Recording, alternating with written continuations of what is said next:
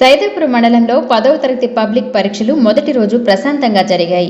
మండలంలోని మొత్తం 259 మంది విద్యార్థులు పరీక్షకు హాజరయ్యారని, మండలంలో 2 పరీక్షా కేంద్రాలు ఏర్పాటు చేశామని మండల విద్యాశాఖ అధికారి దయాకర్ రావు అన్నారు.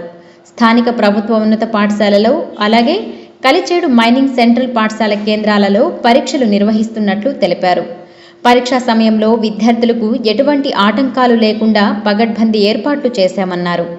అలాగే పరీక్షా కేంద్రాలలో మంచినీటి సౌకర్యం, వైద్య కేంద్రం ఏర్పాటు చేశామని మండల విద్యాశాఖ అధికారి దయాకర్ రావు తెలిపారు.